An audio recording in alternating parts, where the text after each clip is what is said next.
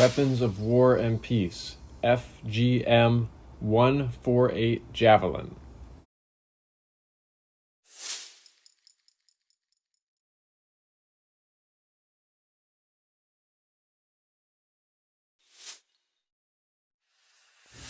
Please like, subscribe, hit the bell icon, and enjoy. The FGM 148 Javelin, or Advanced Anti-Tank Weapon System Medium, is an American-made, man-portable anti-tank system. It's in service since 1996 and continuously upgraded. Javelin is a fire and forget with lock-on before launch and automatic self-guidance system. The system takes a top attack flight profile against armored vehicles, attacking the usually thinner top armor, but also can make a direct attack for use against buildings, targets too close for top attack, targets under obstructions, and helicopters. It can reach a peak altitude of 490 feet in top attack mode and 200 feet in direct attack mode. Initial versions had a range of 6,600 feet, later increased to 8,200 feet.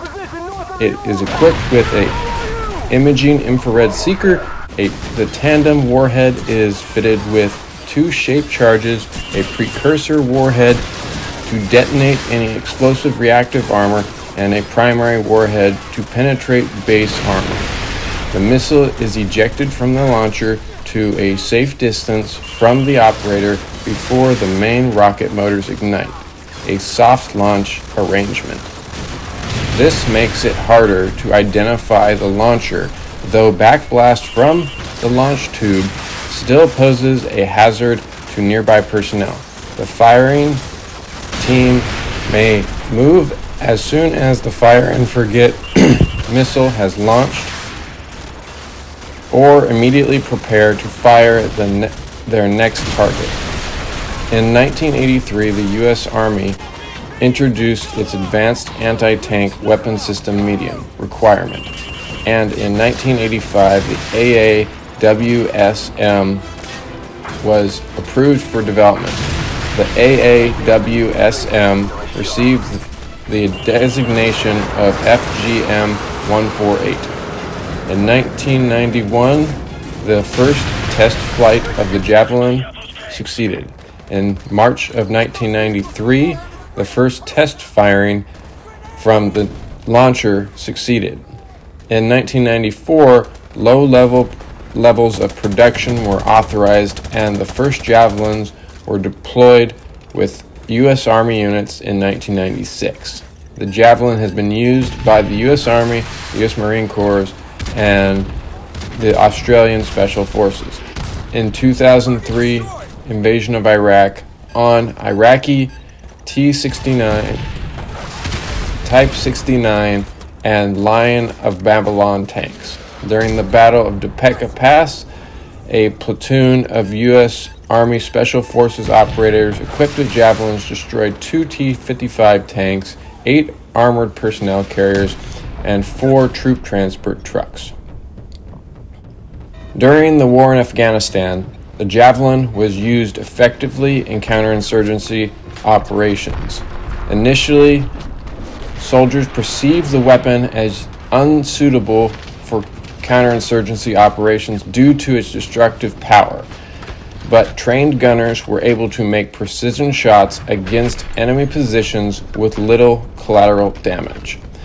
The Javelin filled a niche in the U.S. weapon systems against Dishka heavy machine guns and B-10 recoilless rifles.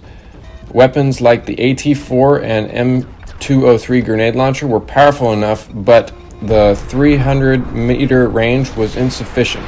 Conversely, while medium and heavy machine guns and automatic grenade launchers had the range, they lacked the power. And the heavy mortars, which had both a good range and more than enough power, were not accurate enough. The Javelin had enough power range, and accuracy for dismounted infantry to counter standoff engagement tactics employed by enemy weapons. With good locks, the missile is most effective against vehicles, caves, fortified positions, and individual personnel. If enemy forces were inside a cave, a javelin fired into the mouth of the cave would destroy it from the inside, which was not possible from the outside with heavy mortars. The psychological effect of the sound of a javelin firing sometimes caused insurgents to disengage and flee their position. Even when not firing, the javelin's CLU was commonly used as a man-portable surveillance system. During the Syrian Civil War in February 2016, a javelin was used to blow up an attacking suicide car bomb. In 2016, claims were posted on social media that Syrian Kurdish People's Protection Units may have received Javelin missiles. By June 2018, it was still unconfirmed if the YPG themselves was fielding Javelin missiles, although the U.S. Special Forces units have been seen operating them in support with Syrian Democratic Forces. Advances in June 2019, forces of the Liberian Government of National Accord captured 4 Javelins from the forces of the Liberian Army. These missiles had been provided by the UAE. During the 2022 Russian invasion of Ukraine, NATO provided thousands of javelins to Ukraine, where they proved highly effective. Javelins have been responsible for part of the hundreds of armored vehicles Ukraine has destroyed, captured, or damaged. An image dubbed as Saint Javelin, which showed the Virgin Mary holding a javelin launcher in the style of an Eastern Orthodox painting, gained attraction on social media and soon became a symbol of the Ukrainian resistance against Russian invasion. The Pentagon claimed that the first 112 javelins fired by Ukrainians since the start of the war, that 100 hit the target. An unknown number of Javelin launch tube assemblies were captured by Russian armed forces during the conflict. It is unclear if any of the captured launchers contained live rounds or were simply discarded tubes after being used. Iran reportedly received an example of a Javelin missile from Russia, along with other Western munitions captured in Ukraine as a part of a larger deal for drones.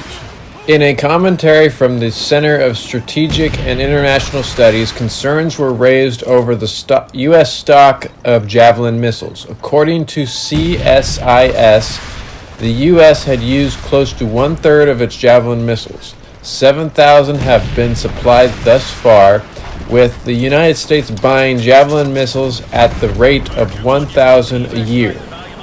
The maximum production rate is 6,480 a year, but it would likely take a year or more to reach that level.